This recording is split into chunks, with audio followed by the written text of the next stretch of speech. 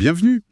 Aujourd'hui, on plonge dans les chiffres de Hasbro pour le troisième trimestre 2025.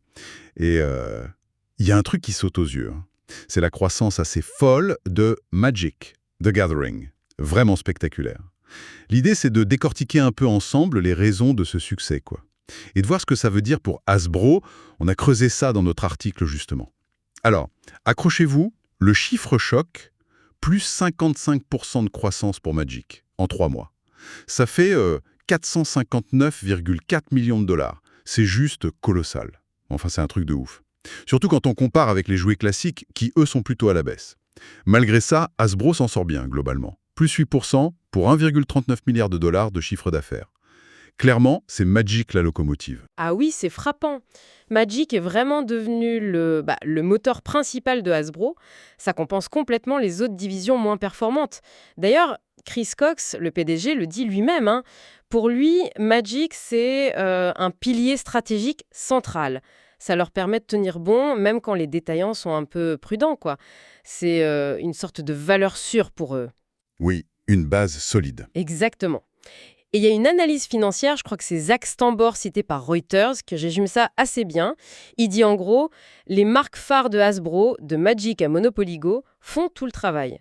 Bon, dire que Wizards of the Coast fait vivre Hasbro, c'est peut-être un peu exagéré, mais ça montre bien le poids économique que Magic a pris. C'est devenu vital pour eux. D'accord. Mais alors, comment on explique ça? Pourquoi ce succès fou?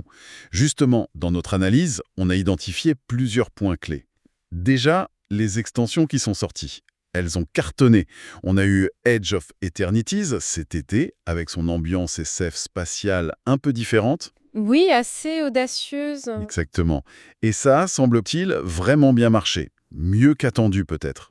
Et puis, fin septembre, il y a eu la grosse collaboration, celle avec Marvel, autour de Spider-Man. Ça a dû faire un sacré bruit. Ah oui, forcément. Intégrer un univers comme Marvel, c'est un coût énorme.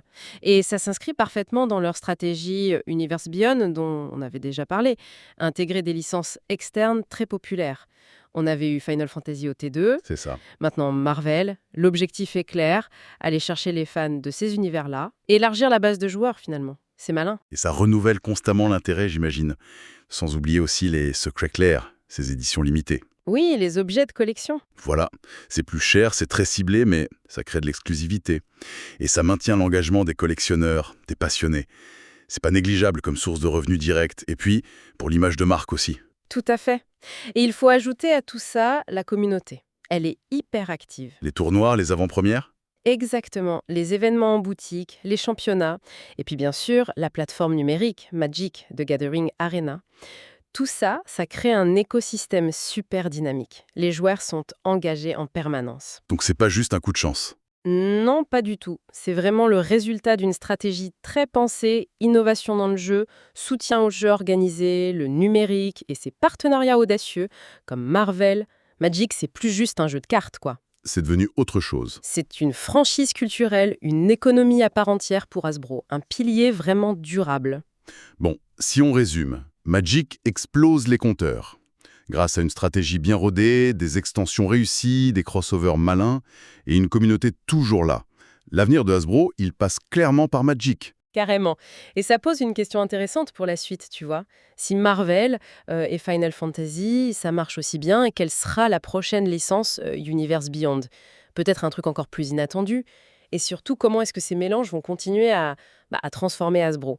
Est-ce que ça va les éloigner encore plus de leur image de fabricant de jouets pour en faire un géant du divertissement basé sur les licences? C'est une vraie question de fond, je trouve.